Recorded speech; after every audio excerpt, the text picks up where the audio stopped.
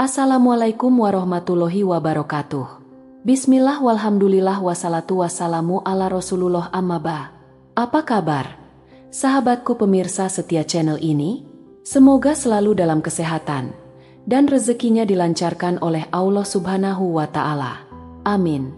Amin ya Robbal Alamin. Jadi, sahabatku, pada kesempatan kali ini saya akan membagikan sebuah edukasi agar Anda semuanya itu tidak lagi penasaran. Seperti apa sih itu rasanya? Ya, jadi, sahabatku, ini edukasi penting ya, agar kita itu tahu apa yang diinginkan oleh pasangan Anda. Jadi, pada video kali ini saya akan membahas tentang Anda mungkin pernah dengar ya istilah di dalam, kan ya? Istilah di dalam. Nah, ini buat pasangan pasti bukan hal yang aneh. Tapi Anda itu tahu tidak sih? Seperti apa yang kami rasakan sebagai wanita ketika Anda melakukan itu di dalamnya, sahabatku? Nah, pembahasan kali ini pasti seru ya. Jangan kemana-mana. Mari kita bahas selengkap-lengkapnya, sahabatku. Ketika melakukan kegiatan bercocok tanam, sahabatku, umumnya ya, air itu tumpahnya di dalam lah, ya. Tapi kan ada juga itu orang yang, kayak misalnya lagi apa gitu ya. Jadi harus ditumpahin di luar, sahabatku.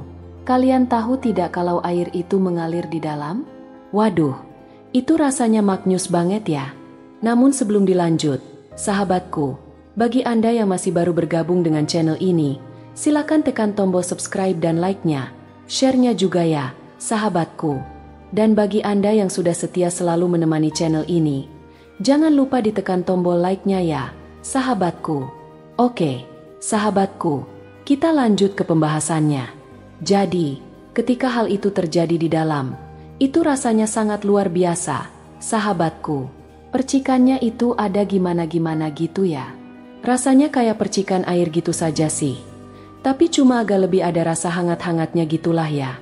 Nanti pas merasakan itu, sahabatku, seluruh tubuh kami ya, itu seakan-akan melayang, sahabatku.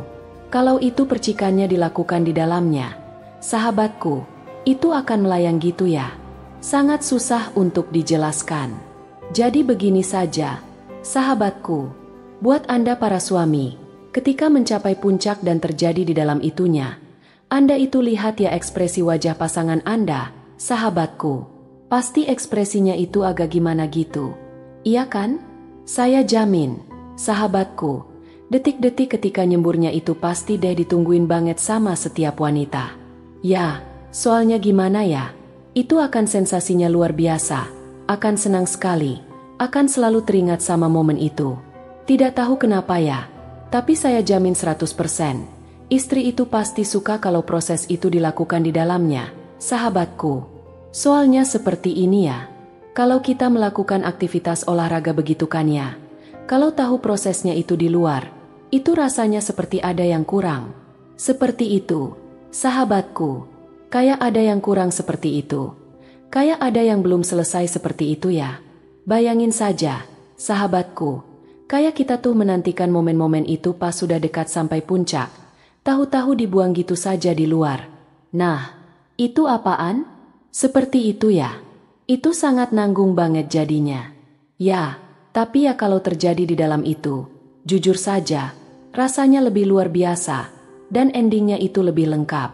Jadi, prosesnya itu sangat-sangat terasa, walaupun hanya beberapa percikan air gitu saja, sahabatku.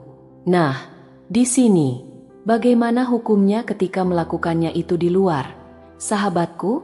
Nah, ini aktivitas seperti ini di dalam Islam itu dikenal dengan istilah azal ya. Azal itu mencabut kemudian dikeluarkan di luar. Seperti itu sahabatku.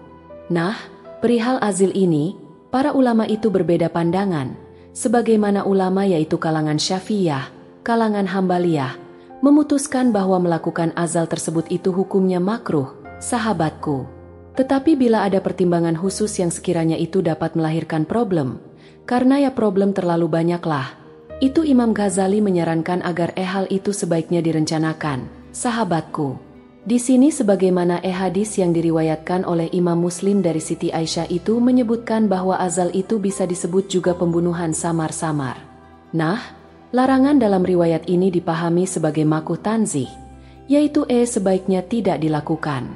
Ketika Anda melakukan itu, melakukan azalya, disemprotkan di luar, itu diibaratkan membunuh secara samar ya, sahabatku. Seweldi itu. Nah, jadi selain bagi kita itu para wanita itu kurang menyenangkan. Nah ternyata dalam hukum fikihnya itu hukumnya makruh tanzih ya. Sangat dimakruhkan seperti itu. Bahkan ada seorang ulama yang mengatakan jika melakukan hal itu berarti orang tersebut itu pekerja melakukan pekerjaan yang paling bodoh. Seperti itu ya. Jadi kalau disemprotnya di dalam, itu sensasinya akan sangat luar biasa, sahabatku. Ketika percikan itu menyentuh dindingnya, dinding itu akan terasa gelik gimana gitu. Kemudian ada rasa sensasi hangatnya. Kemudian ada rasa melayannya ya. Kemudian ada rasa bulu-bulu kuduk itu berdiri. Nah, itu intinya sangat luar biasa, sahabatku. Tidak bisa diungkapkan dengan kata-kata. Pokoknya itu jos banget ya. Apalagi kalau seandainya pisang itu ya, yang panjang itu terus ada di dalam. Nah, jadi ketika sudah melakukan penyemprotan itu, sebaiknya sahabatku dibiarin terlebih dahulu ya. Jangan langsung ditarik. Nah, kalau ketika selesai penyemprotan Anda itu masih diam beberapa saat itu di dalam, itu sensasinya akan sangat luar biasa rasanya ya. Aku agak-agak susah sebenarnya sahabatku untuk mengungkapkan rasanya itu seperti apa. Karena rasanya sangat berkesan ya. Jadi teringat selalu.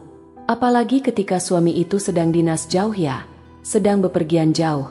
Itu akan selalu terbayam, akan selalu terasa hal seperti itu. Dan intinya hal itu akan membuat kita itu tidak malas kalau diajak beribadah. Seperti itu, sahabatku. Jadi saran saya buat teman-teman, buat sahabat-sahabat para suami, itu sebaiknya dilakukan di dalam. Dan ketika sudah selesai penyemprotan, Anda diamkan selesai saja itu beberapa saat ya. Boleh 10 detik lah, karena itu akan memberikan sensasi yang sangat luar biasa bagi pasangan Anda, sahabatku. Semoga hal ini membawa barokah dan manfaat bagi kita. Silakan share video ini sebanyak-banyaknya agar channel kita bersama ini terus berkembang dan selalu memberikan edukasi-edukasi yang bermanfaat bagi orang lain. Wassalamualaikum warahmatullahi wabarakatuh.